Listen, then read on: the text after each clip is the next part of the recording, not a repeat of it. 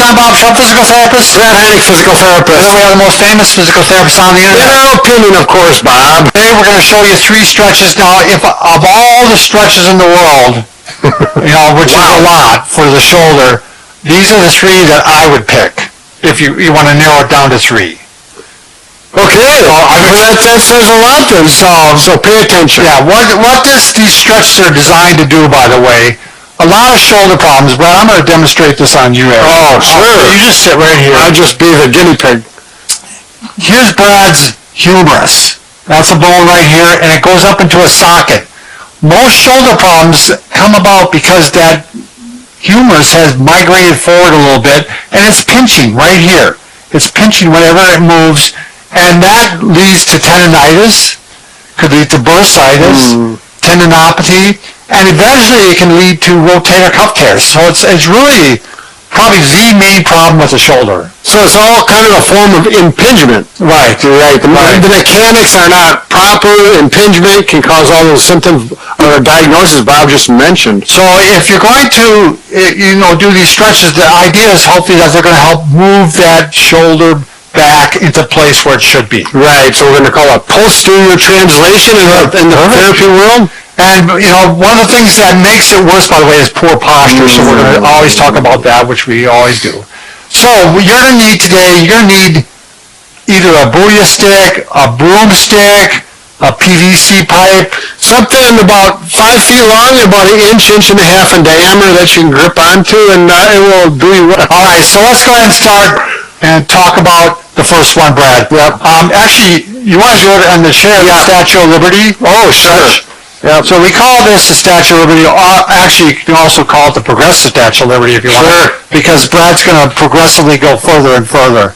So the idea is we're going to try and get the shoulder to come up without creating any sharp pain, a gradual stretch, as Bob mentioned. You can start with it on the floor, and as I lean forward, if you look, my shoulder's actually here, but we're kind of sneaking up on it in a gentle way. We may do 5 to 10 repetitions. If that's too easy, we simply move the hand up and continue another 5 to 10. And while you're doing that, Brad, you're actually trying to drive that spear into the ground, aren't you? Yep, it's like there's a point, I'm going to push it down, and that will help set that shoulder, that ball into the socket appropriately. And you'll know if it does because it's going to feel better, and it's going to feel the way it's supposed to feel. Less pain, better range of motion. Now, when I'm in a chair, I actually have to put it on the chair itself. Yes, I'm so tall. So in order to get the full length, arm full extended, I have to go forward that. And, people have used this actually just also for arthritis. Sure. Because it's a great way to restore motion. But yeah, that's it's a nice way. So don't let the hand slide down. If you have trouble holding, I put the other arm up there. I actually do it with this one. This would be standing? Yeah, I stand or on a hard surface like this. And I have this one to help hold it in place. You know what I mean? So this one doesn't have to grip as hard. Yeah. So you're stretching this left shoulder right now. Yeah. Yeah, it's just a variation. The next one, we've had people who are scheduled for surgery using these stretches and then no more surgery scheduled after they have successfully worked. So this one, the stick is behind, thumb is pointed down there. You don't want to do it this way. You could, but typically thumbs down. And then you get your hand up as far as you can, and then you simply squat, and that'll stretch that shoulder out. Now, this is one where I've had people where it becomes real painful, and they're not ready for it yet. Right. They have to go to a different stretch. They bump up against the pain. Right. Start up. Exactly.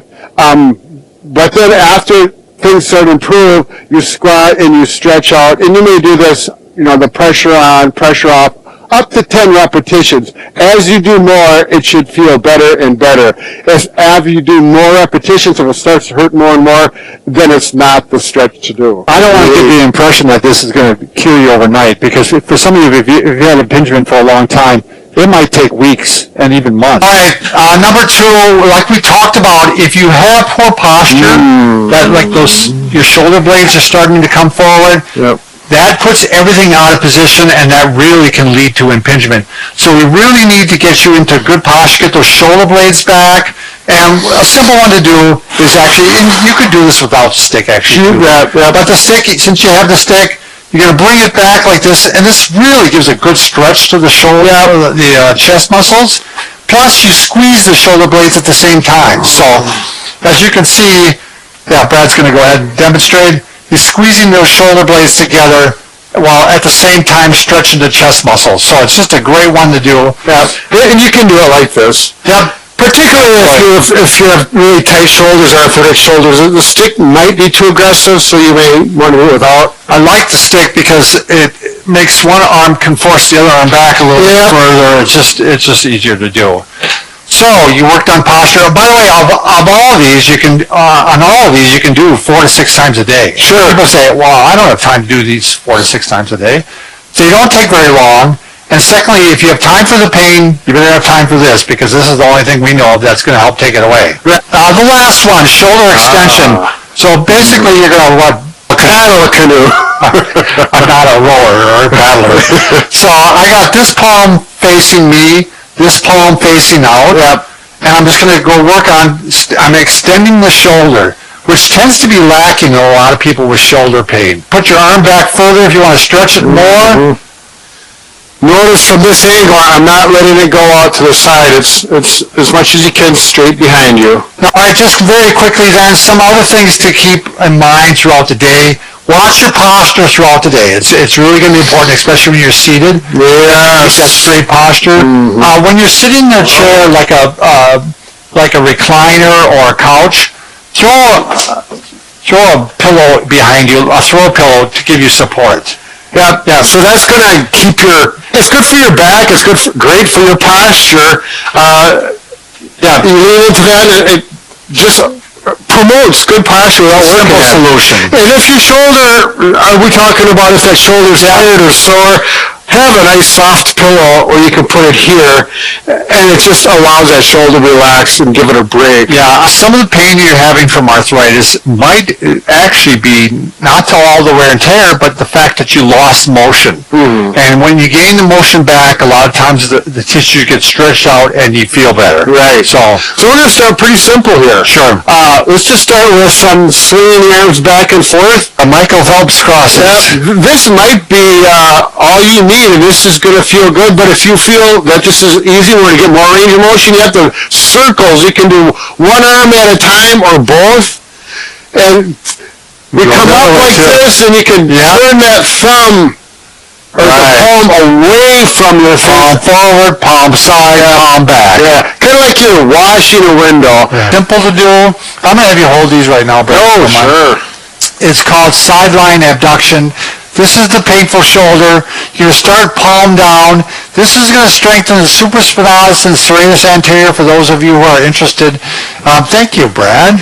It's going to interrupt your mic, but that's all right. Well, so we're going to go ahead and we're just going to lift up to about 45 degrees. I don't want you to go any further. Yes. Because this is all against gravity anyway. Right. Once you start going this way, you're almost getting gravity assisted. So 45 is clarify for some people. Is halfway between that and straight up. Right. So it's not that far, but it's just like Bob is showing. And again, not that difficult unless you have a painful shoulder or you've had a weak shoulder. Yep. And you'll find out that, if you do 20 of these, you actually start to feel it. Sure. Now, over time, if it feels like that's not enough, you can start adding weights. You can take a can of soup maybe for the first time to add about a pound, but eventually you can get to the point where you use a dumbbell. This is 3 pounds. I'm going to go up again to the 45, and we're going to do the 10 repetitions up to 20 repetitions eventually. Sure. All right, next one. It's nice because you stay in the same position. You're going to do external rotation here now. So you're going to go start with the palm down, and you're going to go all the way up as high as you can. One critical point is notice Bob's elbow position. I'm not going like this and like this. I'm keeping it at the 90-degree angle. And bring your hand up once. Nope. Do the exercise. Yep. Notice his elbow maintains contact with his body. He doesn't create a gap in there. Yeah, quite often we might recommend even putting a towel here. It's a good reminder. Yep. And it makes it a little more comfortable. So the same thing with this one. You're going to do 10 to 20 repetitions. First time you can only do 10. And then if that feels pretty good, doesn't bother you, You're going to you go up to 20, then when 20 is pretty comfortable, you're going to add some weight. Again, probably the soup can would be the way to start, and then eventually you can start adding weights by using a little dumbbell. Thing you're going to want to try is quite often this is referring from the neck. The pain is coming from a problem you have with your neck. It may not feel like it, but this is the first thing you should try. And we've actually done a couple of videos on this, but you're going to try first is working on cervical extension, which is going back. So first, before you even do a few of those, you're going to do a couple chin tucks. Chin tucks. And that's to get your neck in the right position. So you're not dipping down like this. You're bringing your chin back. Good. Like this, like Brad always says, if someone was throwing a pie in your face, you're backing up or backing up a truck, okay? And you get that wound up and you get in the right spot. And now, once you're in the right spot, you're going to go ahead and extend back. Now what you want to feel with this is you want to make sure the pain in your shoulder and traps and such aren't getting worse with this. It actually should feel almost a sense of relief after you've done a couple of repetitions. Do not go so far back that you get sharp pains. You just go back as far as you feel comfortable. Yeah, you go to the point where you feel the pain and then back off again. You can, I have people grab back here and support with their hands at the base of their neck, and sometimes that will be more comfortable. Yeah, that's a good idea, because sometimes we use a towel too. Right. The second one, if that doesn't work, I want you to try this one instead. Instead, do a chin tuck again, and now go to the side of the pain. So if the pain's on this side, I want you to do the chin tuck, and I want to try to put your ear down to the shoulder. Chin tuck, ear down to the shoulder. Don't bring the shoulder up to you, and I want you to repeat this at least 10 times, and again, the same thing we're looking for. If it makes the pain worse and it's going further down, or further out, spreading out further, this isn't working. Right, especially if it's going down into the arm or the hand. Right. Big red flag, stop that. Right, but even if it spreads out more down here, we're trying to look for the fact that it's going to calm down a little bit with this. All right. The other one, this is just a little trick we thought you'd show. Sometimes it helps just to fatigue the muscle. The muscle's got all tightened up on you. So we're going to kind of show you a little trick for doing that. You got to follow us. There's a lot of steps to this, okay? So let's say we're going to do this side first, Brian. Okay. You're going to elevate the shoulder, bring it back, bring the neck back, ear to shoulder, and turn away looking up. And then tighten the muscle while you're in that position. If you get a cramp, you better stop and stretch it out this way. Right. So, shoulder up, shoulder back, neck back, ear to shoulder, turn away, tighten up. Now we'll do the other side, okay? So the idea is the muscle gets really maximally contracted. and fatigued, and as a result of the fatigue, it relaxes when you're done. Right, let's go of the knot. Right. So, we're going to go the other way now. Shoulder up, shoulder back, neck back, ear to shoulder, turn up, tighten up. Yeah, we're showing you a lot of options here. Right. So, all right, next one, Brad. I'm going to go ahead and get on the mat here. Sure. A lot of times, sometimes the pain is coming more from what we call the mid-back, up in this area here. So this is where you want to start getting that area moving. And so we're going to do cat and camel. Sure. So you get in this position, and you're going to go ahead and arch your back up, Round it here. and then arch it down. Up, and we never know which one's the cat, which one's the camel, do we? I think this is cat, Yep. and this is camel. As you look up towards the ceiling, and you get a little bit extra. And then you go down, head down like this. Like that. Okay, next one we're going to do is the hallelujah stretch. Yeah. Now, on this stretch, I really like to see if you can find a chair that kind of hits you below the shoulder blades. Exactly. This is a little bit high for me even, but if you can find a chair that's a little bit lower, and again, this is, again, dealing kind of with the mid-back. Yeah, let's do it at a 45, Bob, so I can see. So very simple. All you do is you lean up against the chair and you do hallelujah. You're stretching up like this.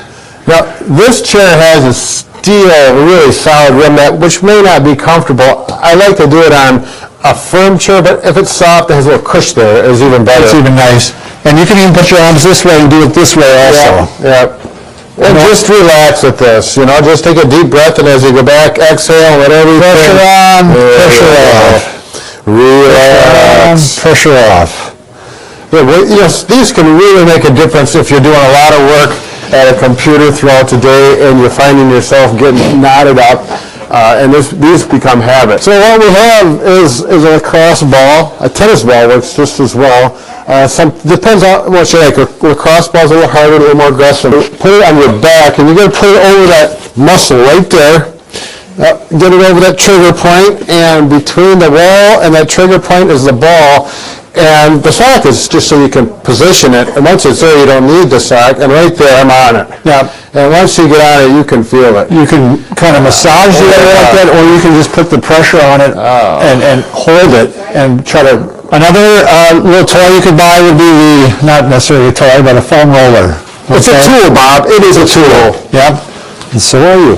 So these come with different densities and different even configurations now. Right, I like the new ones I have. Actually, they look like they're corduroy. Sure. Grooves in them. So very simple on this one. You're just going to go ahead and put it down.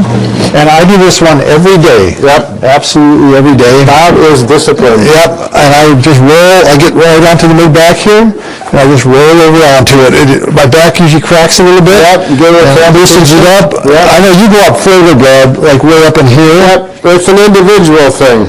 Bob, you're tired. You got to take that better. But this is a great way to work things out. You actually can work the upper traps here. Sure. Really well by using that. And if you got the longer 3-foot one, I put it right down my spine and then I just lay on it. Oh, sure. It's very relaxing. Yeah, this is a great stretch to do. You can even get a pillow too. But like this, Ben? Well, yeah, but that doesn't work so well on the short one. If you get these that are 3-foot long, your head will lay right on it. It goes right down the spine. Sure. I wish we had one here to show, but okay. We'll do that in another video. All right, let's keep going with the toys, Brad. I'll give you one. Yep. That's the back knobber. Mm-hmm. And this is the Theracane. Competition here. You don't really care which one you use. Yeah, they both work well. You can really get pressure on this. And that's what they're for. That's why they have the big hook and the little hook. Right. Because here you can get down lower, but sometimes you want the smaller hook. Works better for up in here. Oh, there it is. I got the point, Bob. Well, the big thing about this is I also like even doing a little bit of movement. Oh, sure. It just seems to, I don't know, it's something you have to work around with and figure out what works for you. Mm-hmm. Generally don't go right on the spine, but it works really well. This is one thing that works good. You really, if you go like this and use leverage, and you can really get into that muscle right down here. It's pretty aggressive. It's going to be... Leave it to an engineering type guy. Certain people. We'll just do wall angels. So you're going to bring them up and then down. This does all the muscles. Saying that Bob is an angel by any means, but it's good to try. See, getting those shots. Yeah, it really is stretching everything too. Another one, you can just put your hands behind your head, elbows to the wall, and you're going to go ahead and stretch like this. This is a really nice one for us. Every one of my shoulder patients do this one. I have them take a pillow, and if you're sitting in a chair, I want that arm supported.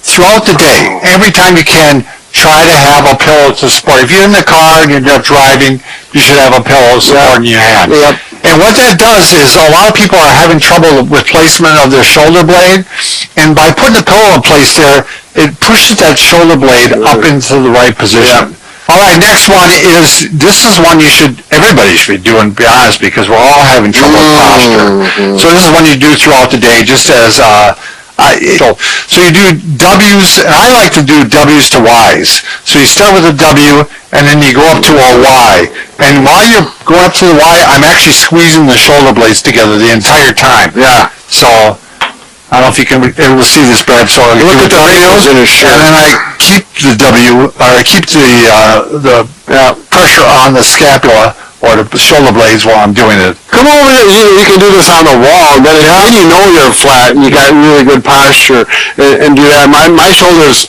are tight. Yeah. This one, you're going to lean up against the wall. Now I'm going to straighten my elbows out. We have to keep the elbows locked. That's important. Elbows locked. Yep. And then I'm going to push forward and back. Now this is a subtle movement. Yeah, it is real subtle.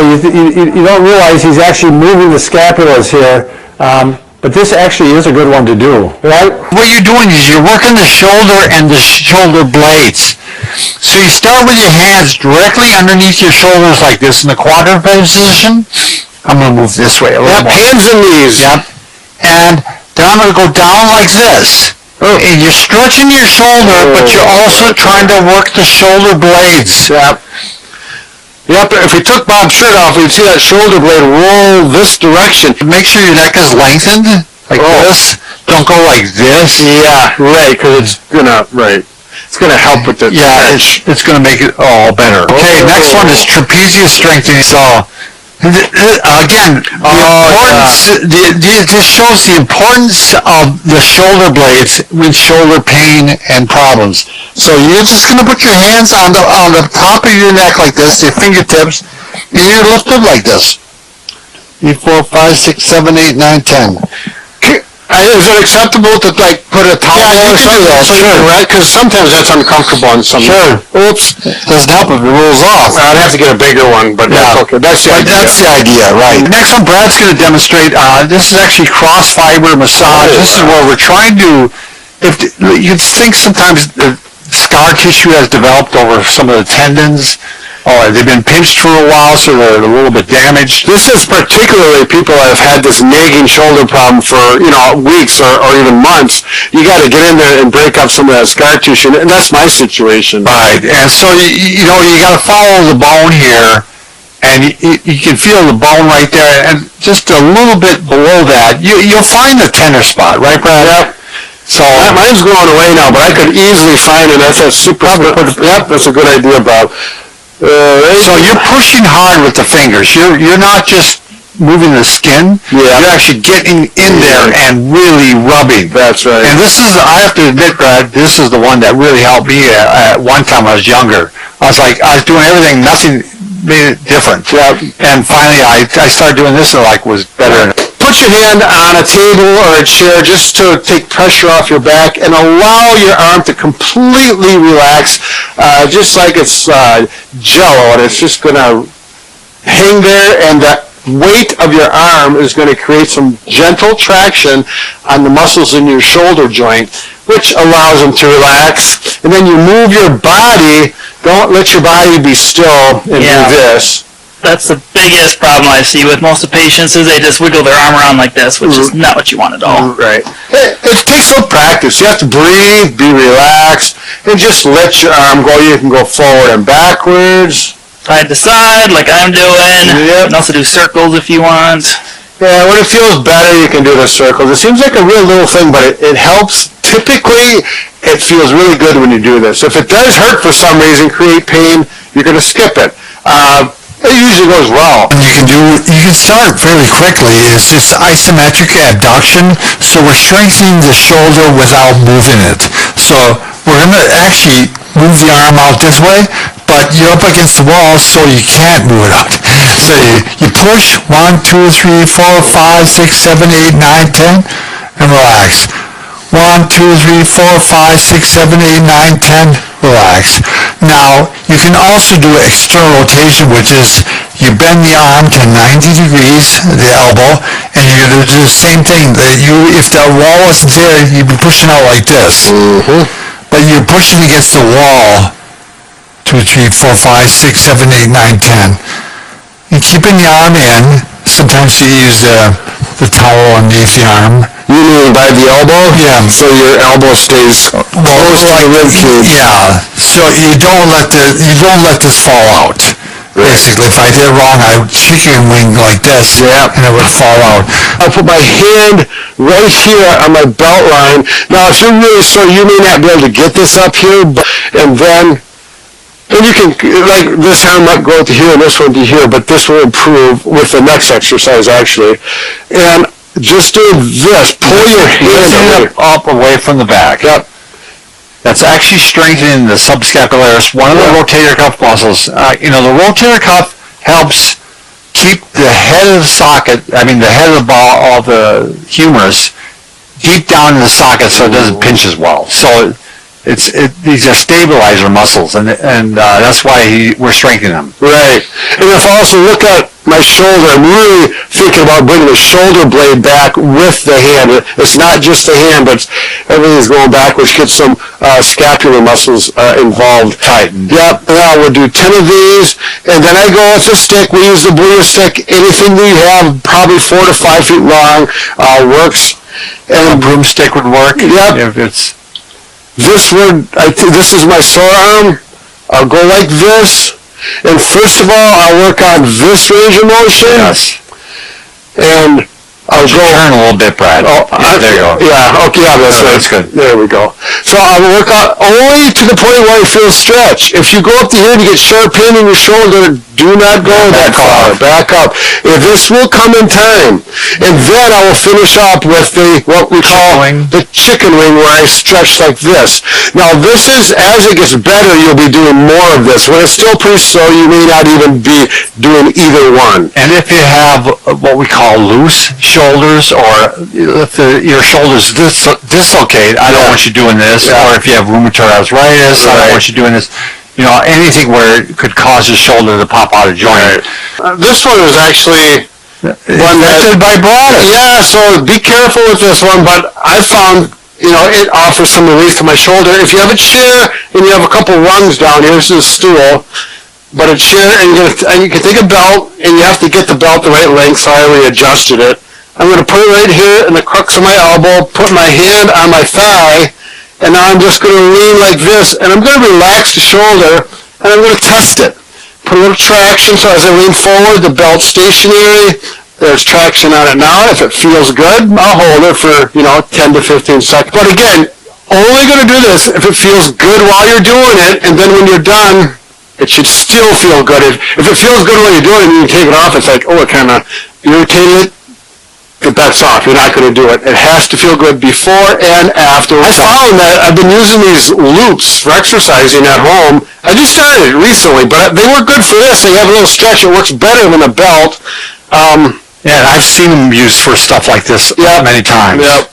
And so I'm going to adjust it right there and just hold it here. And now there's some give. And it's not like the belt where it's like you bottom out right away. This has a little give. It gives you a little more flexibility, or not flexibility, variation on the pressure. Right. So it works a little bit better. I like it. You need a pull-up bar, and you just hang. If you hang for 10 to 30 seconds, 2 to 3 repetitions, and you do that daily, or even more than daily, 2 or 3 times a day, it'll help eliminate that impingement. It stretches out one of the ligaments in your shoulders and opens the space. We like this system because your back goes to the wall and you grab it like this, and when you slowly go down, It's really good for your back, too. decompression, the back. That's what I use it for. And the wall also promotes really good posture, which is really important for shoulder mechanics as well. So I'm going to go down. When you first start doing this, you may only hang for 5 or 10 seconds, and then you're going to need a break, give it a little break, and then do it again. And in that case, Brad didn't put his full weight on it either. Right, yeah. He had still some weight through his feet. Yeah, and that's why you don't want to have these or the pull-up bar so high you have to jump for it. Right. You want to be able to control your weight as you go down. And as you do this for a week or two, you'll be able to get to the point where you can let your whole body weight. And you're going to, but my goal is 30 seconds. What this does is that helps open the gap so that the impingement, it cannot get pinched on that tendon anymore, the supraspinatus tendon. So you're going to avoid hanging if you have an unstable or dislocating shoulders. Sure. Mm-hmm. And also if you have severe osteoporosis. Right. Unstable bones. Yeah. Also, if you have poor health, you should see your doctor first before you do this. You may want to see your doctor either way on this before you go ahead. We're going to mention the back pod here too. The back pod was developed by a physical therapist from New Zealand, but I love mine. It's the same thing. I'm hitting different spots. It's shaped really nice. This is really tough. You could run your car over it. But I'm getting right between the shoulder blade and the spine again. I'm just hitting different spots as I meditate in the morning. I do my stretches. So I'm going to go ahead and do it, Brad. Oh, yeah, absolutely. So I'm going to put it down. But again, you don't have to spend any money. You can definitely use a tennis ball. And a tennis ball with a towel over the top probably feels similar to this. This is just for convenience. Well, here, I'm going to show you. So you just take a towel like this when he's talking about that, and it just adds a little cushion. And Yeah, it makes it kind of blunts it a little bit. And a lot of times people will use a pillow too along with it, but I've gotten to the point I don't need the pillow, I don't need the towel, and I just lay on there and I go ahead and do some deep breathing. Yep. And I go ahead and bring the arms up and down like this. I do my floor angels, I guess, and then I move over to a different spot. I actually do leg stretches while I'm doing these. That's right. You were saying you get doing multiple things. two birds with one stone. But this, I'm serious. This has been probably the biggest change to my posture. So with frozen shoulder, we're talking about adhesive capsulitis. There's an inflammation and thickening and scarring of the capsule that surrounds the shoulder. Right. There's 3 phases. Freezing, when the shoulder actually freezes up. Frozen, where it's frozen, and then it starts to unthaw. And this can occur over the period of several months or even a couple years in the worst case scenario. In the freezing phase, it's often going to be painful at night. And it could even be painful, it's going to be painful today whenever you try to use it. So, 1, you shouldn't sleep on it. 2, you might take an anti-inflammatory. This is going to be upon the recommendation of your doctor. Right. Pain relief medication like Tylenol or something like that. Quite often, doing an intra-articular, which means in the joint, corticosteroid shot may help, an injection. Right. So put that needle in there. And Tim, the person that works for us, he had it done. He had good relief from that. Sure. And it does give you, the studies have shown it does really good short-term relief, not great for the long-term. Okay. But it does improve your motion in the short-term and long-term. Okay. So I think I would not be opposed to having it done. Sure. Right. If you can function better. Right. So some other things you can try without, getting too so invasive. You could use an ice pack. Brad, do you want to? Sure. So with the shoulder particularly, it's really nice to have one of these ice packs that are gel-filled that are flexible, and it's big enough to go around your shoulder.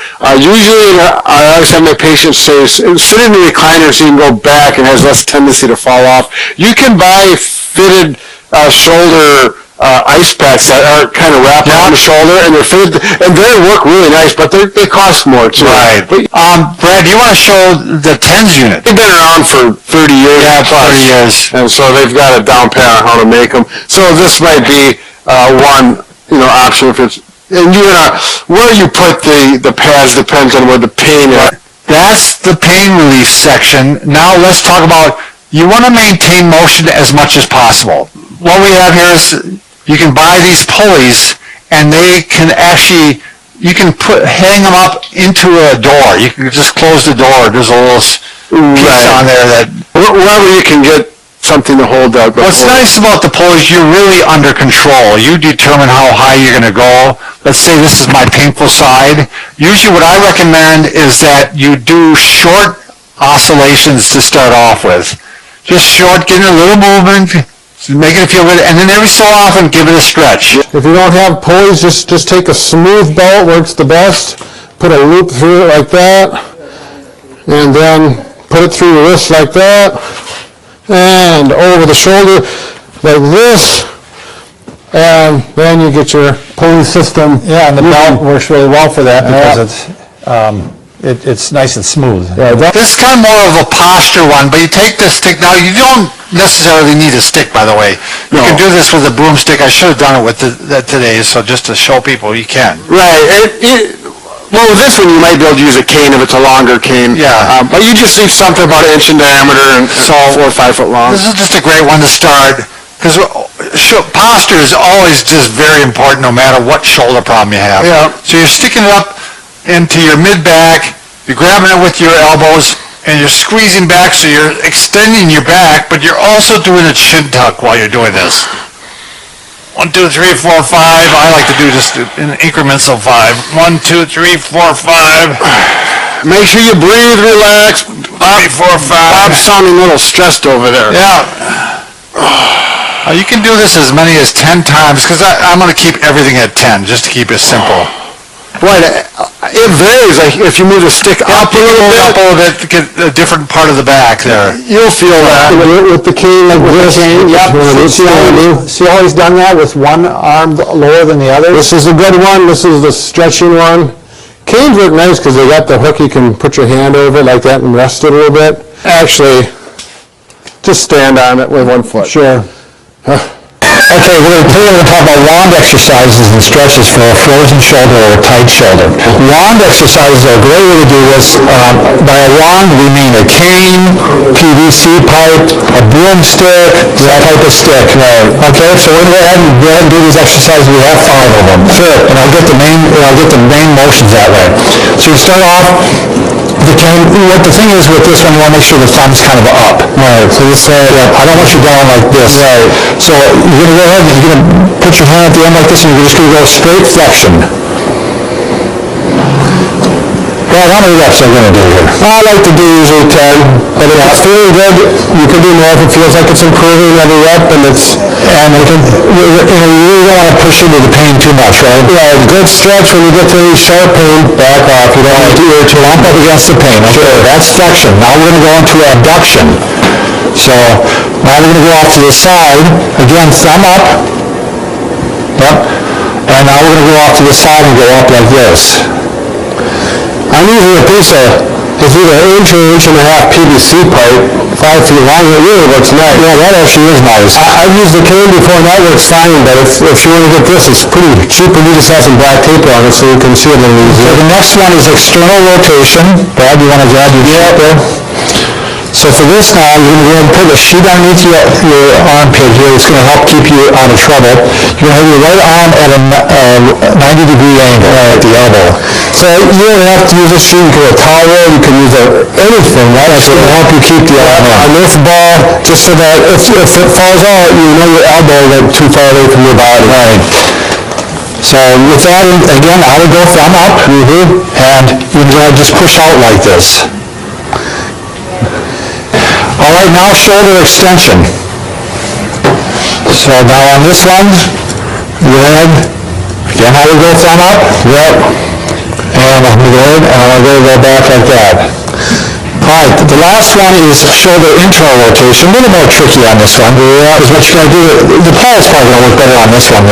This is that range of motion where behind your back, you can't go up very far. Right, and this is the one that's often effective. So we're going to put the cane or the pole down below like this. And this is where the longer PVC pipe has got an advantage. So you're going to go and just pull up like this. Now, let's see, you want to show them if you've got a cane, or you can use a stick. I'm going to use a booyah stick. Mike will show with the cane. Go ahead, Mike. The first one is just flexion or bringing the cane forward. My arms are straight. Go up to where the pain starts to occur and go back down. Do not push it. Do not make things worse. Just go in a pain-free range of motion. Good posture, too. Think about shoulders, or you can sit back in the chair, but do not be slumped. The shoulder mechanics do not work very well at all. If you have good posture, you have much better luck. This is similar to the prayer stretching or flexing we did earlier. Use a good arm to help the bad arm lift it. So, another good one to do is out to the side then, some abduction. Oh, sure. Just go what you can. This is typically the hardest range for people that have shoulder problems. I always work flexion first, abduction comes later. And finally, but not last, internal, external rotation. We're doing them with the sticks? Okay. Yep, we'll do it this way. We just go side to side. Yep. Elbows should be glued. I say keep your elbows glued to your ribs like there's a strap around your elbows. And we're just working that joint. This is called internal and external rotation. If your elbows come out like this, it's not going to be effective. So take your time with it. Yeah, your elbows should always be bent with this. As soon as you start straightening, you're just using your tricep. Yep. So focus on little rotations. They're not big movements. We have 3 30-second shoulder stretches for frozen shoulder, which is adhesive capsulitis. So frozen shoulder, you got a shoulder that typically, you get up into this area and it just doesn't go anymore. I don't want to get into too much detail because these exercises will not only work just for a frozen shoulder, but after surgery, if you have Really any tight shoulder. even Even if you've had not really any issue besides maybe you've had pain, this is a way to regain the pain, regain the motion. Right. The thing about adhesive capsulitis, to some extent, it takes a while to resolve no matter what you do. Right. And it's got the freezing stage and the thawing stage. Right. But during that time, you do want to do stretches. You do need the ball. All right. The ball gives you a tremendous amount of leverage, and it makes it very easy to do. And you put the big ball, you need a ball about this diameter. The size isn't real critical. So here we go, like this. And let's say this is my shoulder that I only can get this far. I just used this actually last week on a patient. That's why I wanted to do this video. It worked so well for her. And you put both hands on the ball, and here my shoulder, we want to get it up to here eventually. So I'm going to just roll the ball, and if you look at the shoulder, it's down at about 20 degrees, and I'm going to go up to about 45, and a stretch, so the good arm is going to help. That's pushing the ball, and you're not going to keep, a lot of my patients will keep their hands kind of like glued on like you're supposed to wrap it around the ball. Don't do that. Just go like this and think about rolling up to your elbow. And you can use this hand to push, or eventually just go to one hand and get out to here, and you can really get a nice And the thing, stretch on it. you actually can work on internal and external rotation too. Oh, sure. You can go like this and like this, and work the shoulder going this way and this way, so you can get more directions. Good point. And you can work abduction too. Yep. So you can off to work the side. all of it. The next one is you can simply go to the wall. You can simply go to the wall and both hands, and you're just going to go up like this and use some of your body weight and stretch right into it. And now you're getting a little bit of strengthening too, aren't you, Brad? Get a smaller ball, Bob. Now, you could take a smaller one, and actually smaller You than can this. go smaller than that. Oh, you bet. It's nice if they're a little squishy, though. That makes it a little easier. With the small ball, it's just one hand. This is when you're getting stronger. You want to get more strength and more range of motion. And then I'm going to go up and I'm going to lean. And you can see I'm getting a really nice vertical range of motion. You can go the ultimate stretch, what I consider the ultimate stretch, and go to a pull-up bar like this, and then just use your body weight, and that really stretches it. And then you're going to get that gap, that subacromial gap, so that you minimize impingement problems in the future, and simply just hang. And you're going to hang up to 30 seconds. So that's the series. You need one or two sides of the ball, a pull-up bar, and you'll get that shoulder back into 100% function. So you're going to avoid hanging if you have an unstable or dislocating shoulders. Sure. Mm-hmm. And also if you have severe osteoporosis. Right. Unstable bones. Yeah. Also, if you have poor health, you should see your doctor first before you do this. You may want to see your doctor either way on this before you go ahead. 3 simple exercises to stop winging shoulder blades. So again, we're talking about the serratus anterior, and what I have here is a shoulder blade. It's just a model, and it's got some of the muscles on it. But Brad's going to be the model here. And here's the shoulder blade on the right side.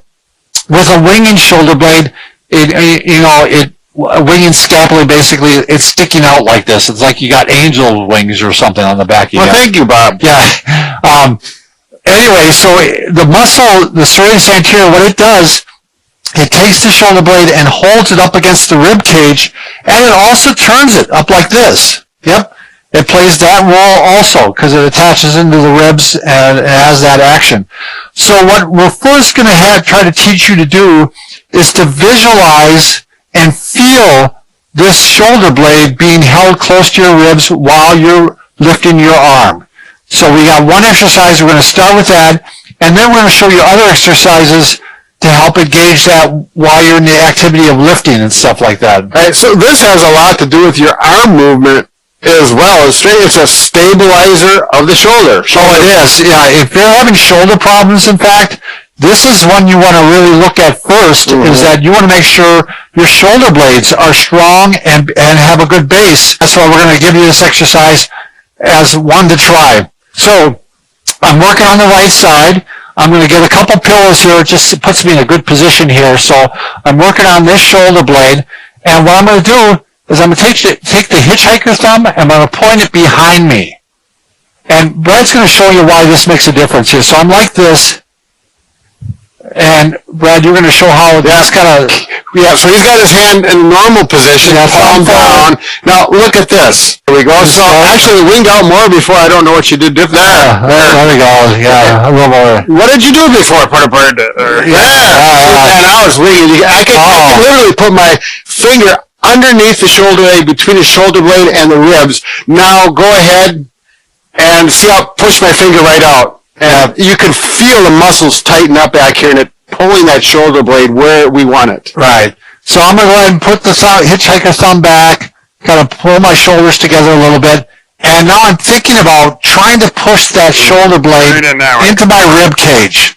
It's, I can't tell if it's doing it or not, but I'm trying. So, and then I bring the arm up at the same time. Yep. And you want to do 10 repetitions of this and get that feeling of what it feels like to put that shoulder blade against the rib cage. Because you're going to need to do this later with all exercises that you do. So my hand is here. You can see how my hand is moving. I'm doing nothing more than showing the movement of his scapula or shoulder blade, and he's maintaining that blade up against the rib cage with that motion. So once you go ahead and do that on both sides, now you kind of have a sense of what it feels like to do that. Yeah. And now you can go ahead and do it with different exercises. So I'm going to do it within a chair doing kind of dips. Sure. And this is something I use a dip bar at home, and I make sure that the first thing I do is I get in place like that, and then I engage the shoulder blades. So squeezing back. Squeezing back, but pushing them down as best as I can. And then I keep it that way. I'm thinking about that the entire time I'm doing the dip. Right. Now, you can do it in a chair like this, which is nice because you can use your legs to help out here, but you can squeeze your shoulder blade and push it down into the rib cage and work on this, and that'll help strengthen that while you're doing it. Okay. Another one you can do is push-ups. I'm trying to again engage my serratus anterior, push the wing, stop the winging, and while that's in place, now I'm going to go ahead and do a push-up. Am I straighter, Brad? Yeah, your right's a little higher than your left, but yeah, I can tell you're squeezing it down. Are you breathing, Bob? I'm trying to. He is very, very focused on that perfect form. It really is hard. But I found out after a while that the push-ups actually were easier when you engage the shoulder blade. Yep. So, and if that's too hard for you to do push-ups, I mean, you could do push-offs off a counter or, anything off a wall. And really work on engaging that shoulder blade. So you're kind of thinking about, you're pulling them in. Do you think about bringing them down too? Does that help? That's not a bad thing to think too. Yeah, I mean... This is one of those things that you just have to think about where they're going, and sometimes, like we tell people, think about putting your shoulder blades into your back pockets. That will help engage certain muscles. Yeah, I don't know. I don't know if this is going to be a hard thing for people to do or not. It was a little bit hard for me. Yeah. I'm guessing it is going to be hard. Yep. So it's just something you have to work on. Pull-ups is another one where it's really important. I'm going to go hands out like this. So I try to engage him right away. Yep. Now you can see he's flattened right in here. Very nice. And I'm going to go ahead and try to hold that the whole time. And I don't know how well I'm doing with it, but I'm trying to. No, it looks good, Bob. Your shirt pulled across there. Nice. It was. Yep. Okay.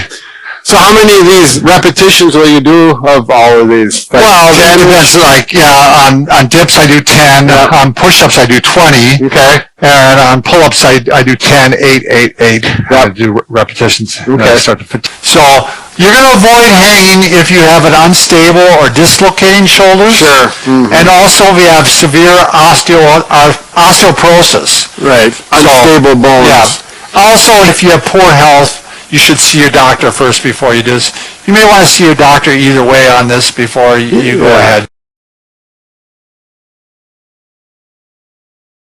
phones are cheaper, they work very well, they don't take up a lot of space, but you can do the same exercises if you have weights, you have a bench that you can do it with. What's nice about the bands too is they usually come like in a set of 5, so you can vary the intensity. You know, We're going to show you two nice options here. But we feel is probably your best option to work on shoulder strength is if you use some the wall anchor and the stretch band and hook it up to something like this, like the wall anchor we have here. Really, it's listed below in our Amazon product. Right. So if you don't have one of these, you can put it on a doorknob, or you can get one of those straps you get where you put it into the door and close the door. These really are much more efficient and convenient. And if you don't have either of that, you can use some weights, and we're going to show you a soup can. Yep. We're going to show you how to do that too. So the first one is, this is the old gold standard rotator cuff strengthening exercise. I would say 90% of all shoulder issues, a therapist is going to have you do this exercise. Yeah, it's part of the rotator cuff, and it's actually, these are small muscles, so it doesn't take a lot of resistance. Right. People make the mistake sometimes of trying to hook up or take a huge weight and do this, but you don't need to. Right. So you can see his arm is at a right angle, 90 degrees, and he's keeping the elbow into the side. He's not got the flying elbow out there, like they call in golf, If the towel comes away, then you know your elbow is too far away from your body. That's critical on this exercise. That's why we're taking a little time with it, because we want to make sure you do it properly. So do you want me to do it down here, Brad? Yeah, if you've got a weight, you can do it laying down on a... So again, the same thing, you can keep a towel in here if you want. Yep. And your arm is going to work, you can go up to neutral like this, or you can go all the way up. See which one is, if it's painful or not. And you're going to start off with what you said, 10 to 15 reps. 15 repetitions. If it gets too easy, increase the resistance. You can get a bigger weight if you're working with the Right, so here I'm actually, there's different ways to do this, but yeah, here I'm out this way and now I'm doing innies. Right. This is usually a stronger muscle because sometimes it kind of pulls into the pec. Yep. So, you can also go like this. This is a little more advanced, I suppose. We're getting into that, yep. Yeah, we're going to be doing that one, yes. If you need more weight, just put another weight in your hand. Sure. This one, believe it or not, again, I would think I'm fairly healthy, and just by doing 10 to 15, I started to feel that. Oh, yeah. If you're doing it properly, it works with small. And this is only 2 pounds, so these are small muscles. They are not, they're not made to take a lot of weight. Step up is more functional, because we use our hands overhead, is we're going to go at 90 degrees instead of elbow by the ribs, 90 degrees, and we're going to start pulling out like this. And this is nice, you can do both at the same time. Keep yourself even. Yep.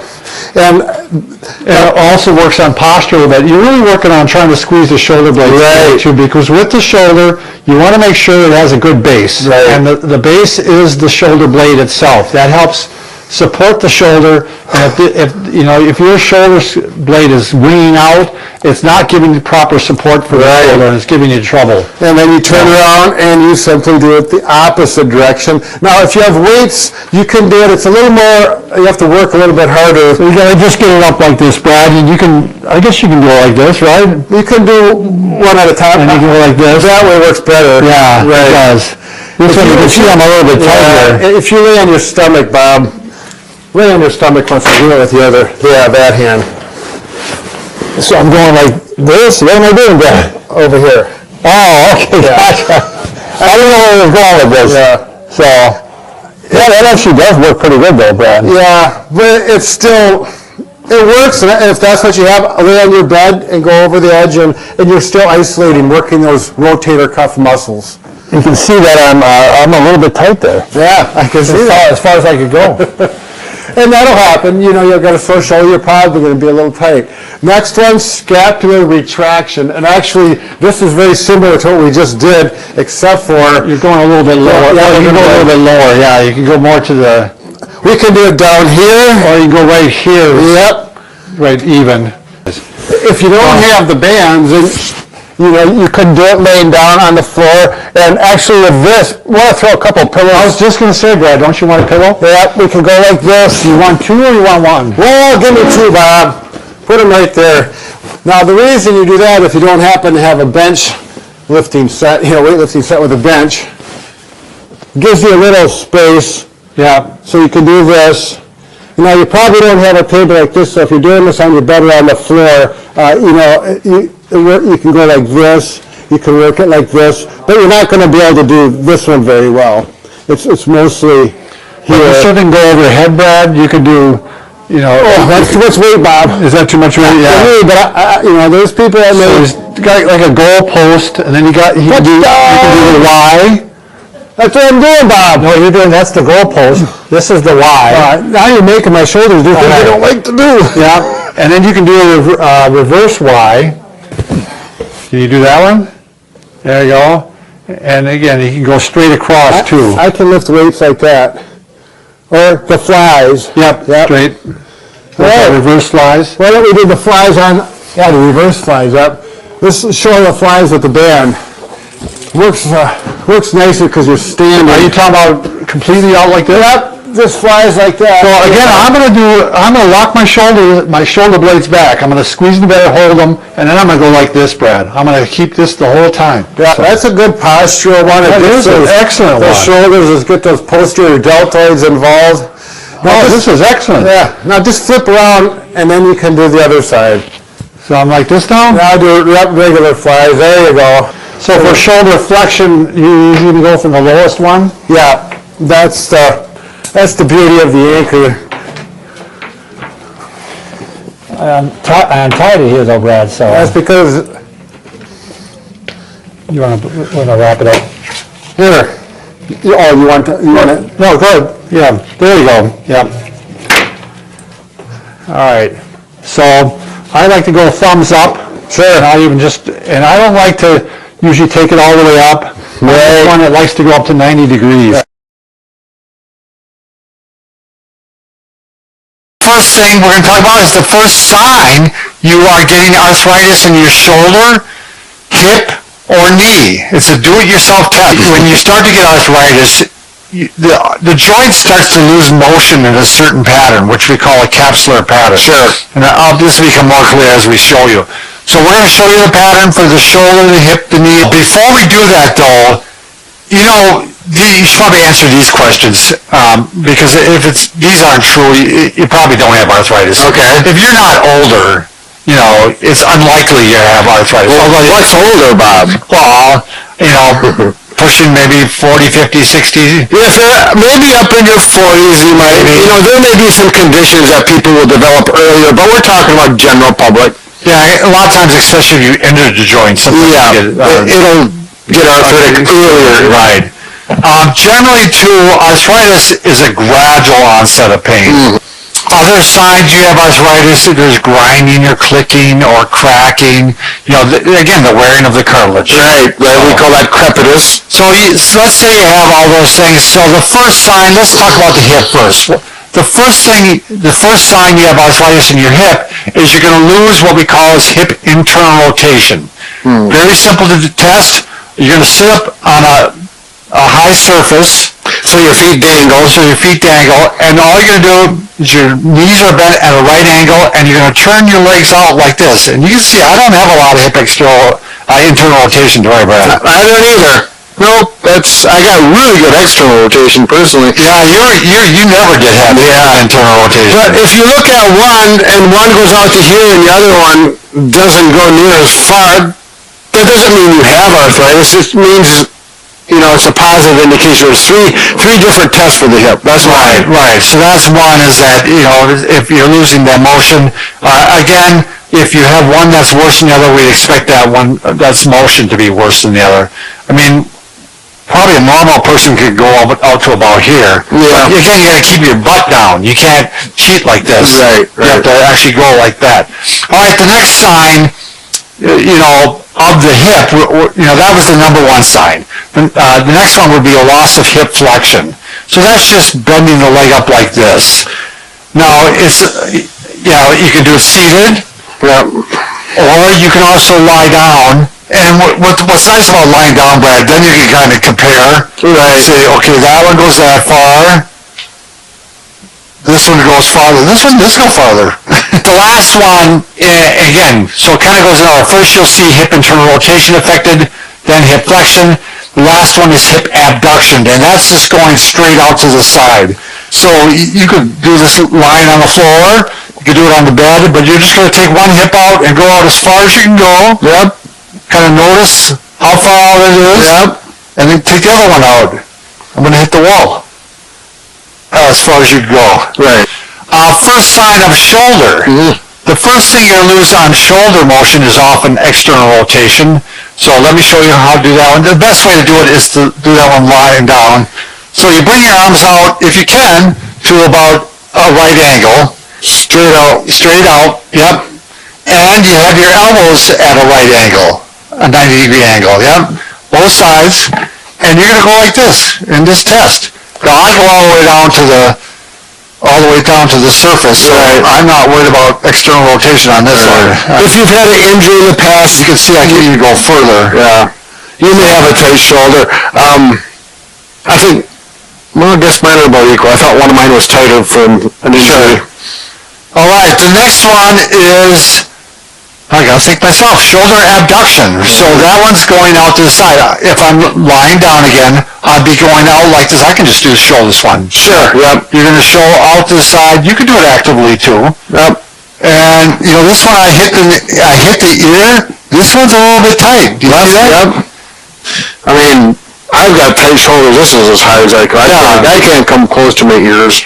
Yeah, and that might have been for years for you too. Historically, it's like, I think a genetic thing. Sure. The last one, we measured shoulder external rotation. Now we're going to measure shoulder internal rotation. Yep, you're going to measure just like that. Again, I've got pretty decent motion. You can do this lying down too. Same thing. Mine are, whatever yours are, they're equal. Yeah. That's the shoulder. Now with the knee, Brad was going to show this one. The first thing that you tend to lose is it just doesn't straighten as far. You lose the extension. So you can't sit on the edge of the chair. If you look at the stripes, we're going to see if it's straight. And the good thing to do is just compare one to the other. If one doesn't go down as far, you can also put your foot up. Put this one up a little bit so that you can see the difference. Yeah, let's say you like that. Yeah, and you can see that one just doesn't go as straight. Right. And that's... You can do it, check them this way too. You may have to lean back because your hamstrings may be tight. If the hamstrings are tight, you feel these muscles pulling really hard, you'll have to do it on the floor, on the edge. But same thing. You're looking for, see if they're both equal and straight. And then you're going to test, that's the first sign. That's the first thing that tends to go. But you might have lost flexion on the knee too. And so... Check that way. So this one you could do on the chair. You can, check one, and then obviously check the other and compare. Common thing with knees is that grinding, crepiting sound is probably more common than the shoulder and probably the hip too. You can test this one lying down too. Yep. Check the knee. And again, you'll sometimes they look very close, but the one just feels tighter. It doesn't feel like it's going as well. Do that again, Bob, because just note on this one, we're not paying attention to the knee position. We're paying attention to the heel going towards the buttock. That distance right there, right to left. Yep, that's a good indicator, Brad. Very good. Yeah, that's good that you pointed that out. So today we're going to talk about how to use a massage gun for shoulder pain. Now, for the chest muscle, because there are ribs right underneath it, you're probably going to want to use a flatter head or maybe the air-filled head. So Brad's got the flatter head there. Here's the air-filled one that would fit in here. Now, I've got a problem with mine right now, and which one do you use? I use both. Depends on how tender my strain is. As it gets better, I go to the more aggressive flat one. Otherwise, I did start out with the airhead. Sure. And you can feel it. I mean, obviously you can hear my voice too, but I mean, the ribs are right underneath there, and there isn't a lot of space for air there. So generally, what you want to do is you want to go across the fibers if you can. So you take a look here, you can actually see how the fibers are oriented. So here they're going like this way, and here they're going this way. So that's on the pec major. So it'd be nice to go across the fibers quite often. There you go, yeah. So, yeah, because when I do mine, I get I go that this direction, just like this, and that Yeah, you're definitely headed across then. Yeah. And there's quite a muscle belly at that point, so you can, I use the bigger gun with this, and it works well. You always can play with that and talk. I'm going to hit the latissimus. A little bit difficult to hit yourself. You might have to have somebody help you. Now this muscle, you could, there's ribs there too. You're going to hit, if you get too aggressive with a pointer or something like a pointer attachment. But here's the shoulder blade, but you can see how it attaches right to the shoulder. So if this is not stable, or if it's depressed, or if it's rotated, that's all a problem for your shoulder. That's going to throw off the mechanics of the shoulder, can cause impingement, all sorts of problems. Yep. So you can see three major muscles that attach to it. One is the big rhomboids here. So we got the big rhomboids here. Not rhomboids, trapezius. Trapezius, middle trapezius, lower trapezius. Yep. So over here is the rhomboids. They're underneath the trapezius. And here's the levator scapula, and that goes right up and attaches into the skull and the neck here, so it actually can affect your neck too. Sure. But so all of these muscles could use massage. Sometimes could because they become tight and painful, and they also, you might need some help sometimes hitting those spots. Yeah, especially in the backside, obviously. Are you ready, Bob? Yeah, go ahead. You can hit the upper trap if you want to. Now I'm going to put the ball head on there because the ball, you don't have to go straight in with it. Right, you can get the angle on it. Yeah, and that works pretty good. So I'm going to work that here. Now, big word of warning, especially with these guns, is you do not, by any means, want to go up to the neck. Right, absolutely. It's too aggressive on the cervical spine. There's not enough muscle there. It just pounds the neck. Yeah, it doesn't feel good. That's a manual you do with your hands only.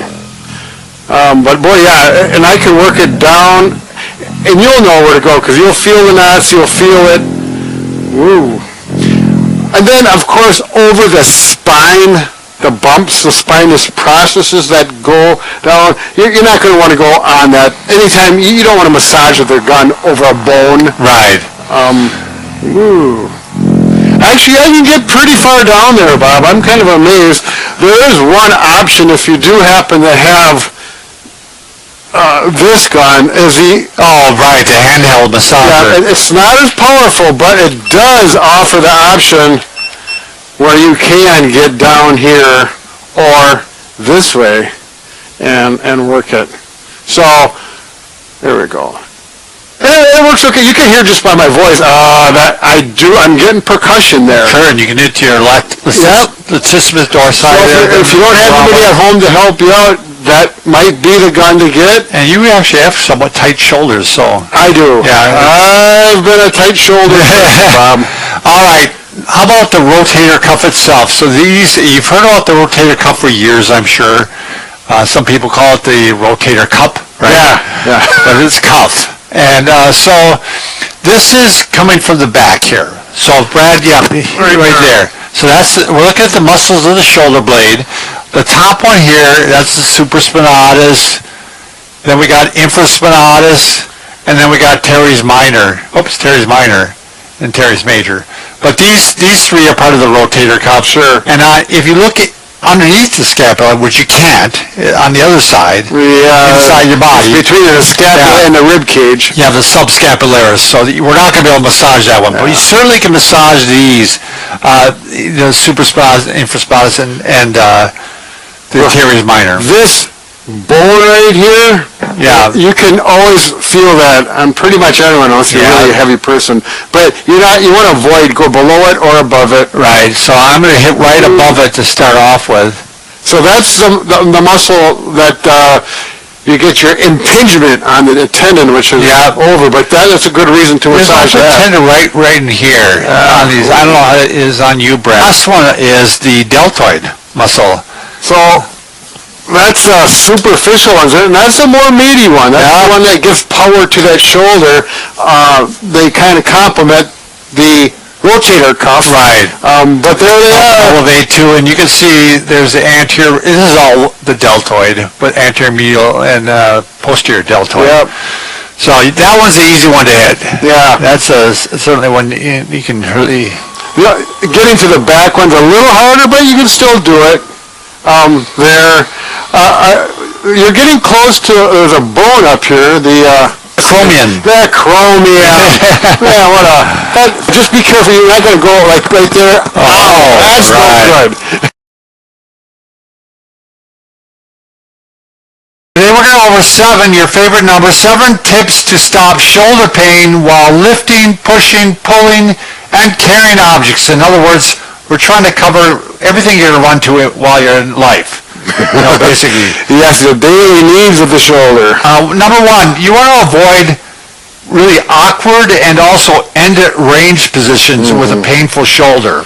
So the most common one is like reaching into a back seat. Yeah, so you're going up, back, and over, or back over. This is even more. Right, I think about, like, let's say, if you have a painful shoulder, you probably shouldn't be throwing a ball. No. Especially throwing a football, where you bring the arm back, and you're really back in end range there. Yeah. And the shoulder does not like that. Number 2, avoid overhead lifting and repetitive or prolonged positions. So, when your shoulder's hurting, you really want to, unless your occupation Requires it, you want to really avoid having that arm above level, especially things like painting or pruning a tree. Number 3, avoid forceful pulling. So this is going to be the worst one by far. Yeah. The lawnmower or lawnmower, chainsaw. Somewhere you got to give it up. Right. Number 4. This is one that a lot of people don't think about. What you really want to make sure you have good posture when you're working at a desk, or let's say even your arm is just level. You want to make sure that you have good posture, because if I'm like this, and I'm bending over right now with poor posture, and my arm just doesn't go up as high, it's just, this is as far as it goes. You see slouched forward of the mid-back, head forward posture, round the shoulder. And you'll find this if you try this at home. If you lean forward like this and bend and lift the arm as far as you feel it's up against a barrier or a wall. Straighten out my posture, now I can lift my arm all the way up. Number 5, keep your elbows at your side. This is what I tell a lot of my patients. These muscles of the shoulder, the rotator cuff, are really small, short muscles. And they've got to lift your big, long arm. The big, long, and this is basic physics, right, Brad? Right. Long lever arm. And so they have to generate a lot of force. The farther your hand is away from the body, the more stress is going to be on your shoulder. Right. Number 6, avoid any movement or activity or position that causes pain. This is common sense, though. If your shoulder's hurting, we're trying to get it to calm down. And to get it to calm down, you don't keep working something thinking the pain's going to eventually go away. And number 7, if you are forced to do any of the previous 6 things, what we say is stop every few minutes, and you want to stretch your arm back. If you picture your right arm, and you're going to grab the right arm behind your back using your left hand grabbing the right wrist. Yeah, like that. And just pull it back behind you and give it a stretch, and it's going to kind of rebalance out the shoulder, and then you can go back to doing the task. Today we're talking about 12 common daily habits that can stop your shoulder pain from getting better. Number 1, sitting on a couch without back support or arm support. That may not make any sense to you, but if you're sitting on a couch without, like I use a throw pillow, you're going to slump. And when you're slumped like this, your shoulder is actually impinging a little more. Like if I lift like that, I can only lift this high now when I'm slumped. Right. When I sit up straight, it goes all the way up. So that little thing, you actually think, how does posture affect shoulders? That's how it does. Right. You're going to have to buy into that. The other thing is, as much as possible, especially when you're trying to get a shoulder to heal, you want to support it with a pillow. Sure. Number 2, don't put your shoulders in an awkward position. The most common one that I know of is reaching back in the car. Your arm is externally rotated to the limit. It's extended to the limit. And then plus you're going to probably put some weight on it. Number 3, now some of these things, we're not saying you can't do them forever, But right now, when you're trying to get your shoulder to calm down, you're going to want to decrease the amount of time you spend doing something like this. So repetitive overhead activities, a lot of shoulder problems, I'd say 80% are coming from impingement. Right. 70 to 80%. Majority. And impingement can happen very easily when you're doing overhead activities, especially like painting or pruning a tree. Right. Number 4, even if you're doing repetitive activities with the arm level, let's say like you're working on a whiteboard or a smartboard and you're writing, if you have bad posture, you're still getting that impingement. Right. So if you're working on something that's level and writing or something like that, you want to make sure that you have good posture. All right, any forceful pulling, like I think about, like if you have a stubborn weed, Or a lawnmower. lawnmower's worse. Stubborn, and also lifting a heavy suitcase. Oh, You know, right. all those things can. So those are again things that you want to limit while you're trying to get your shoulder to heal. Right. This next one, Brad and I can't really relate to, but if your bra strap is out too far, Sure. you know, it's going to actually push on the shoulder blade. And if the shoulder blade is out of position, your shoulder's out of position, and you can have more pain. So you want to get a bra strap. I don't know how this works, but apparently you can get some bra straps that are closer to the neck. A purse, if you got a one-sided purse. Right. That's the next one back. Oh, yeah, Number 7, carry a bag strap, especially if you do it on the same shoulder. Just number 8, poor posture again, sitting, using arms. Like if you're at a computer even, or eating, or any repetitive activity, you know, if you're at a computer and you're slouched like this, that is going to put more stress on the shoulder. It's funny, a lot of times people come in with shoulder pain, and we ask them how do they sleep, and they sleep on that shoulder. Number 10, repetitive overhead sports activity. Number 11, eating or working while leaning on one arm. And number 12, again, performing frequent overhead activities without frequent breaks. So again, we talked about stop and extend your arms. You reach your arms behind you, take one hand and grab the opposite wrist and just pull back and stretch the chest and stretch the arms. It's just a way to take some stress off the shoulder and give it a break. Number 4, even if you're doing repetitive activities with the arm level, let's say like you're working on a whiteboard or a smartboard and you're writing, if you have bad posture, you're still getting that impingement. Right. So if you're working on something that's level and writing or something like that, you want to make sure that you have good posture. We're going to cover whether or not your neck, shoulder, or chest muscles are tight. Quite often, if they are tight, that does correlate with pain. So, like, if you don't have pain yet, you may be developing pain, or if you already have pain, it may be because the muscles have tightened up on you. So, let's start off with the neck, Brad. Sure. So, the neck. First off, you want to actually check, this one's not tight on most people, but chin to chest. Sure. So you're going to go all the way down like this, and you're going to find some people that can only go a little ways, and they're tight, and that's often tightness in the upper neck. Sure. Again, good posture before you start Good this. posture. Next one is neck extension. How far do you go back? Now, the vast majority of people I see are tight in this area. Right. And they don't even know it. They go, well, how far is it supposed to go? Right. You're supposed to be able to get way, way, way, way back. Rotation. So I'm going to go ahead and rotate to the right, rotate to the left. Now, you may need to film this, or you may need a partner to look at you and say, yeah. Quite often, though, you can tell. Yeah, well, just make sure that your shoulder and trunk stays stationary and you're not doing this. Right. So just head rotation, isolated. I always kind of look down and see if my nose, my chin, where it lines up with my shoulder on one side relative to the other. Like I said, it's a little deceiving sometimes. You know, feel tight, but it's not as tight as the other side. Yeah. But next one is side bending, and I want you to do a little bit of a chin tuck before you do this one. Yeah, because I don't want you to go like this, have your head forward, and then try the side bend. Yeah. Actually, tuck your chin back, Nice and straight. and then side bend. And you can kind of, you could take your fingers and determine how far you're side bending by measuring. That's difficult. If you go into a mirror, mirror, that right. is the best indication. one side to the other. All right, let's go to shoulders now. Shoulders, we can show you two ways.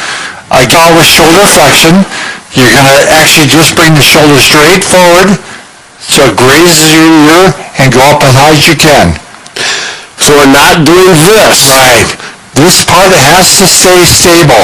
Good. Start with good posture. So don't do this because this makes a big difference. Right. This will limit your shoulder range of motion. Right. In fact, if you're limited in your posture, we may have you work on your posture to help improve your shoulder motion. Exactly.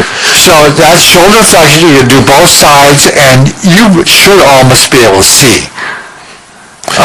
We're going to show you against the wall later because in case you want to monitor your progress. Yeah, so very simple technique. Shoulder abduction. So you're going to go out to the side now.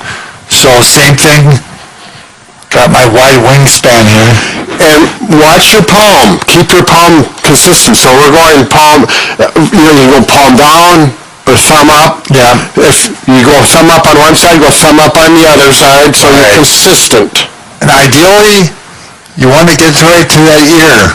This one, shoulder internal rotation. So with this one now, what you're doing is you're going to see how far up your back you can reach. Right. So you can maybe use your shoulder blade as a guide, or maybe even along your back. But it's probably your shoulder blade's the best, isn't it? Like how many inches from my shoulder blade right now? Yeah, and if you got someone with you that wants to do these behind things, put your thumb right up the middle of your back, and then that's where I usually go with my patients, and I go mark it there with a piece of tape, or I'll just hold it. Oh, look at that, Bob can go. So, Brad, you want to show flexion and abduction against the wall with this tape? So I got a piece of tape here so you can see it's nice and pink, but whatever you have at home is fine. And get up about a foot away from the wall, and you're just going to reach up, and without doing this and compensating, keep the posture up as high as you can. Posture. There we go. That's my right hand. You can put an R on there if you want, and then you reach up, and maybe I don't go this high with my left, and you may want to put a piece of tape there. And then you stretch for a week, and then you go back, leave the tape up there, and I've done this with patients so you can see. Now maybe I can go to here, and my left one all of a sudden has loosened up, and you get even range of motion. And same with abduction. So up this way, get up to here. Again, don't tilt your body or contort your body to try to get up there. Keep your body straight. Maybe this one only goes this high now, but stretching for a week or two. And as Brad said, try to keep your palm the same way. If you're going thumbs up or thumbs forward, whatever you're doing, so. That's important. All right, is your chest muscles tight? Let's talk about, so we got the pectoralis major and we got the pec minor, which you don't really need to know, but we'll show you some of the tests. Basically, we got the upper fibers of the chest and the lower fibers of the chest. So let's just show some of these things here. Yeah, the fibers and the names of the muscles, if you want to learn it, that's fine. You don't need to. One thing, as you just stand here, you can stand with good posture and see what your thumbs are doing. If your thumbs are pointed straight forward, that's a good sign. But if your muscles, your pec is a bit tight, your thumbs may actually be turned in like this, or the palm facing backwards. Very common. Yep. And all right, Brad, why don't we show the lower fibers first, if you want to lie down. So this probably works better on a carpeted floor. It absolutely would work better on the floor. On a bed, it doesn't work so good. So for the lower fibers, we actually just go straight out like this, and you should be able to get your arm all the way down. Someone who's tight may go this far on one side, and the other side's all the way down. It is one of those things you can always compare one side to the other. Right. And if they're both tight, and the hill will go like this, well, you got two tight shoulders. Not a problem. So for the lower fibers, you actually want to go about 120 degrees. What would that be, a Y, Brad? Yeah, it's like the YMCA. So now this is a good example here. Brad is not able to get his arms all the way down. So the pec minor is very simple. You just lie down on your back, and you should be able to get your shoulder blades flat. If you're tight, you're going to have one of these shoulder blades, or one of the shoulders is actually going to be up, elevated, yeah. And that's an exaggeration, but you're kind of tight on this side, right? Yeah, we really need to be on a firm surface. Even this soft surface I sink in too much for This is where I have found it actually works against the wall sometimes. Yep, You actually lean against the wall, and you should be able to get the shoulders back. How am I on this, Brad? pretty good, yeah. Yep. So, that's indicated because we are going to show how to do a stretch for the pec minor. And a lot of times you can't just isolate the pec minor here. With the other stretches, things cross over a little bit. You'll get a move. We're going to try, though. First thing is, whenever possible, you should be a passenger, because it's easier to get your neck comfortable when you're a passenger. I mean, you can lean the seat back when you're limited on what you can do when you're driving. Right. You can work with some of those things we're going to show you when you're not driving. Shift your body around, change. Do some exercises. Yep. So get your spouse to drive or your children. Get that self-driving car. Next, no matter how well you sit and how well your position is, and how well your posture is, it's still important to mix the sitting with walking and movement. Sure. It's just going to be a lot better for your neck. So it's, if you ever go on a long trip, one, you should try to avoid them if you can. Right. But if you have to go on one, if you can take frequent breaks, it's going to help. You stop the car, walk around.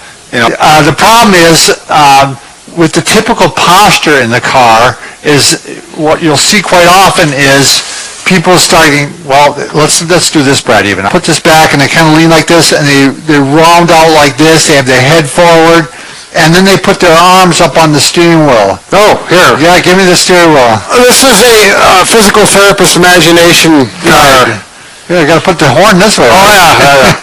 So I'm up like this. Now look at the stress on my shoulder. And the thing is, when you're rounded out like this in this bad position, I don't have much more range here. I'm already starting to pinch the shoulder here. Sure. So what you want to do is straighten up like this. Yep. And lower your arms. We're going to show you how to do all this. But also now I have more range when I'm sitting straight up and down like this. First thing is you want to, the adjustments you want to make is you want to make sure you have a back support. Right. In your car. Well, and your car seat, if you do have it tilted back, adjust it. So, yes, what you're going to want to do is start with the back support.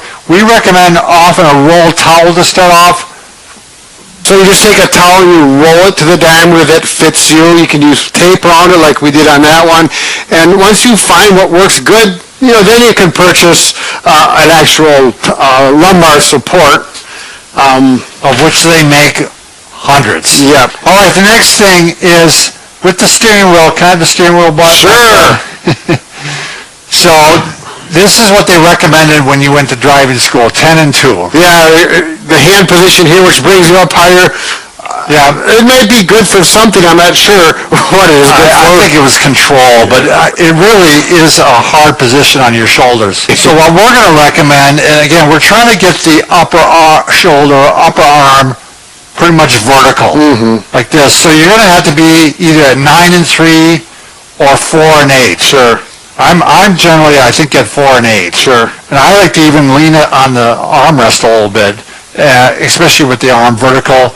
The forearm is So are you actually leaning it or just taking the weight of the arm? Right. Good point. I'm not leaning on it, right, which is hard on the shoulder.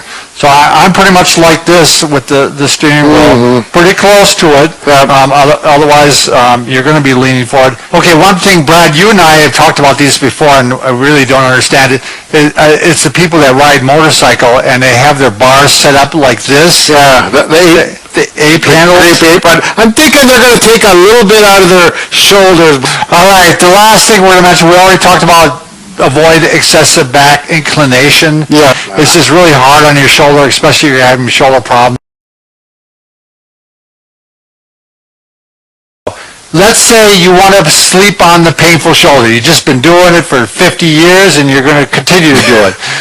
This is what we're going to recommend. A lot of times you're going to have 1 or 2 pillows on the side so you have enough support, but you're going to take a third pillow, a throw pillow, and you're going to place that right here, and you're going to form a canal, a gap. Now, this pillow, if it wasn't thick enough, you could either fold it or, Put another one on second top. pillow on. Because his mic will get in the way, we're just going to leave it down Sure. like that. So here you're going to put this arm into the gap like this, and now I'm taking support on my head, I'm taking support here, and there's less support on the shoulder. So you can lay on it without it hurting as much or taking stress. Yeah, it doesn't jam that humeral socket into the ball into the socket. Right. You'll find out this is much more comfortable than just laying directly on it. Now, if you want to make it even a little bit better, you can actually roll back a little bit like this. I was just going to say, you can actually do that if you don't have this pillow. Right. And it's still helpful. Yeah.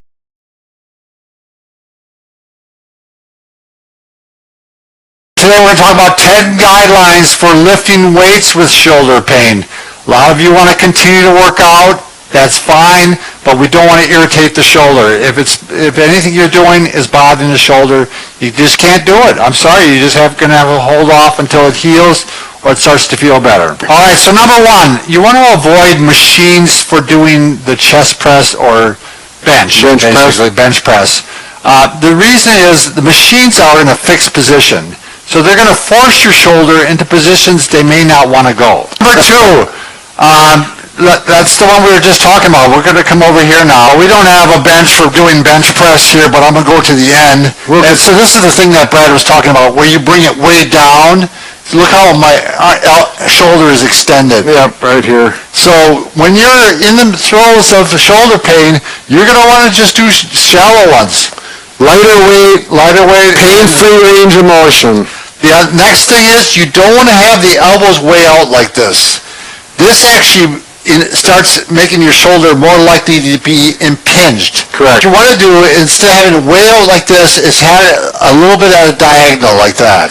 So, yeah, we're trying to get that shoulder in the neutral position, which is when your elbow is closer to your ribs versus out here. Yeah, I can understand you're not going to be like this, right. But you're going to be out further. Yep, modify it, try to get to that position. Yep, so, again, you're going to let your body decide here. You're going to let you know before or during or after if it's hurting. That's when you got to watch what that particular problem. Or number 4, avoid shoulder presses. This is especially true behind the neck. Yes. So watch what my shoulder's doing. Look how much I'm extending my shoulder. It's way back, and I'm doing these.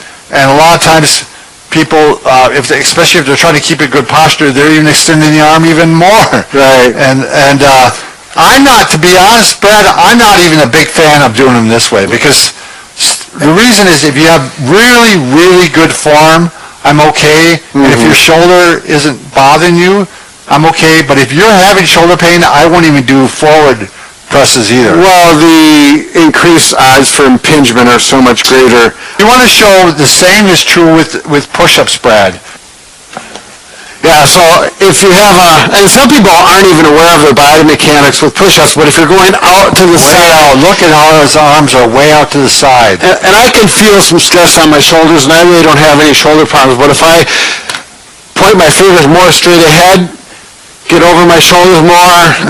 Look how tight his elbows are to his sides. That's perfect for him. What it allows your body to do, do what your body allows it to do, because it's just you're not doing anybody any favors by pushing it. Yeah. The pain receptors are there for a reason, so listen to them. Shoulder raises. When you do shoulder raises, let's say you're doing just a straightforward like this. I want you to only go to 90 degrees. When you start going above like this, there's just the chance of impingement again. Right. Especially, again, when you're in the throes of shoulder pain. That's if you can do this pain-free, go ahead and do that. If you can only go up to 45 degrees, just go up to 45 degrees. Ideally, even the better way to do it is to actually what we call do it in scaption. That means you're in kind of the line with the socket and the shoulder blade itself. Right. So you're going out, I don't know, what, 20, 30 degrees, Brad, would you say? Yeah, if you're out to the side, here's the abduction, here's the sagittal plane. We're going about halfway in between. Halfway, a little bit more. And that's, abduction. and then you're bringing it up that way. It's lining up with the socket better. Number 8, shoulder raises, these same things. These are all talking about the same thing. Use less weight with these. These are small muscles. It doesn't take a lot to build them. It doesn't take a lot to make them healthy. So you're not going to do a lot of weight, even if you're a strong guy. Right, so he's talking about the rotator cuff muscles versus the deltoid, or the power muscles of the deltoid is a different The smaller muscles of the rotator cuff muscles keep the joint where it's supposed to be to stabilize. Right, and we got to really pay attention to that. These are exercises you're going to outright avoid. Yeah. So number 1 is chest flies, where you I'll lie down and show this, Brad. Do chest flies, because when you do those, you bring them way down like this, and you're going way into extension. So you could do them shallow like this, but don't go way down like this. Back here, it's nice to put a stretch on a healthy shoulder, but if you got an injured shoulder, you go back, and that's where you could just bang, just like that, tear some tissues and set yourself way back. Now, we already talked about behind the neck press-ups. Yep. But also behind the neck pull-downs. Lat pulls? Yeah, lat pull-downs, so you have the bar. So basically you could, if that was the bar... Yeah, we know they're not straight, but... You're pulling down like this, and you're strengthening the latissimus dorsi. But again, you can do them this way, but don't do them behind the head. Yeah. The last one is bench dips. Yeah, you want to show them, Brad? Yeah. And some of these, if they're your favorite exercises, you're going to be like, I can't stop that. Well, there's so many alternatives to this. So I'm kind of in the way. This really puts the shoulder at end range with a fair amount of force on it. Today we're talking about solutions for shoulder pain with overhead work or activities, especially repetitive tasks, like you'd see with a painter, mechanic, hairdresser, welder, even a teacher working on those smart boards now. Sure. Especially if they have poor posture. Right. If they have poor posture, that's making there more stress on the shoulder than there. So the first thing you want to do, if possible, you want to either raise your body, say you're the worker, or lower the surface. Let's say Brad's working on my hair. Yes, I'm a very good hairdresser. If I'm not going to touch your hair. No, you don't have to touch my hair. Yeah, if I'm working, look at my shoulder position, and this is a common problem with people who do work with hair. Absolutely. That it really puts a lot of stress on the shoulder. All day long, imagine that. We want to get the arms down here to what we call a neutral position, so either one of two things have to happen. Either lower the person that you're working on, or you have to raise yourself up. And like if you're going to prune a hedge, sure, that's a good time to use a ladder or a step stool. Right. Don't be going like this if you can avoid it. Drilling into a wall. Right. A lot of people, they drill into a wall like this. If you're on this wall right here. Yeah, we actually did that on here. Yeah, that's right. And Bob was taller, but if I can get up, and using a stool like this is okay, but I like the stools that have the handle that come up, and you can actually lean into that handle. They're very sturdy. They cost more, but very much worth it. So another thing is if you're stuck where you just have to do it. Right. It happens. Happens quite often. Yep. What you want to do is you want to take like a 30-second break every 2 minutes. Right. Quite often. Right. The other thing that works really well is if you're going up here, you're kind of pinching. Yep. Is you actually stretch the opposite direction. So yeah, if you can clasp your fingers together and pull your arm back, or you grab your wrist and pull back. If you have a pole, that works great. It can just be a stick, a yardstick, or anything where you can, because tired, sore shoulder, relax, for 20, 30 seconds, and that can make a big difference doing that every 10 to 20 minutes. We got to mention this too, Brad. We did a whole video on hanging and the benefits of hanging. And hanging is an actual treatment that will show you. Treatment for your shoulder, and it's a great one to also use for taking breaks. When you're shoulders under stress. Right. So I'm just going to show, Brad, no, you're going to show it. Oh, you bet. No, actually, I have a friend who's a contractor. He's going to be working on my house, actually, and in his portable workshop, in his trailer, covered trailer, he has these. He doesn't have these hangers, but he uses a pole. Sure. It's like a pull-up bar, basically, and he'll go in and hang. So yeah, you can use a branch or a pull-up bar. We sell the hanging handles because you can put them in your house or you're working. All right, when you're not working with your arms up like this, give your arms a rest. Don't be having your arms out like this, if you can.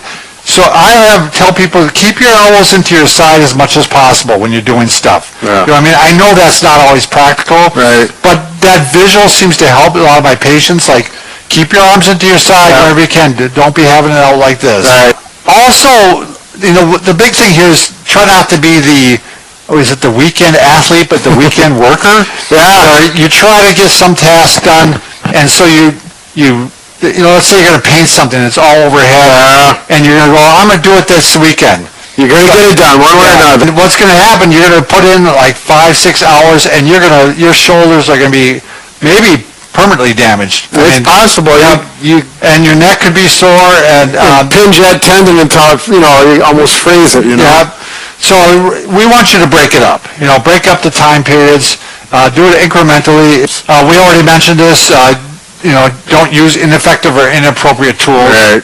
And the final thing, if you're really given the choice, especially if you're having shoulder problems, avoid working in these cramped spaces or overhead. Yeah. I mean, there's times you have to say no.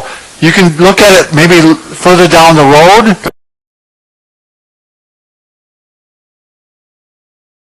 We're going to talk about the 7 most important questions to ask your shoulder surgeon. We actually have more than 7, but we have kind of 7 category questions. Right. So let's start right into them. Any surgery that you have has to be taken very seriously. Right. And you want to, give it much consideration. So let's start off with the first one.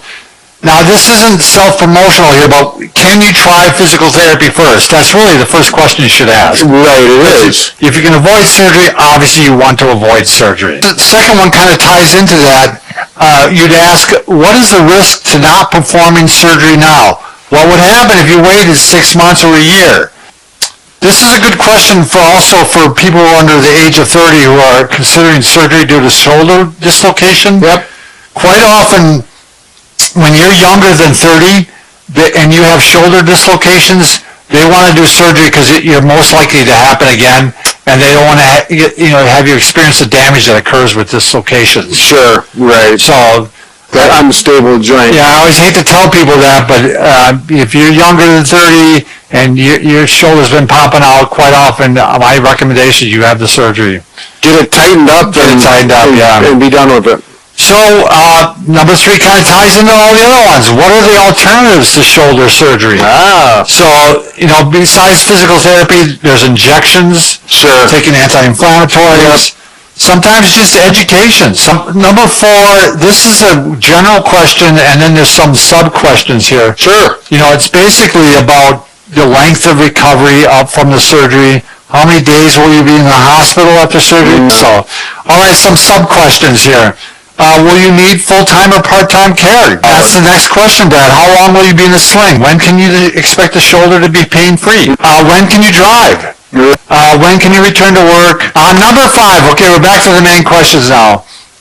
This is kind of determining the competence of your surgeon, and you shouldn't be afraid to find this information out. How many procedures do you perform every year? If they're a general surgeon and they rarely do this surgery, I'm sorry, I'd go find someone that's done, 100 of these last year. Number 6, what are the risks of complications and what is? All right, number 7, the final question. So these are, if you're going to have a shoulder joint replacement surgery, you should ask these specific questions. Okay. Brad, do you want to throw one out there? What is the implant made of? There's a plastic component, there's the metal, there's ceramics. How long will your shoulder replacement last? Right. Number 3, or C, Brad, what's that one? Oh, letter C. Yeah. What can you do to make the new joint last as long as possible? And that last one ties right in there. What activities or factors can make your joint replacement wear out more quickly, so you want to avoid those things, obviously. So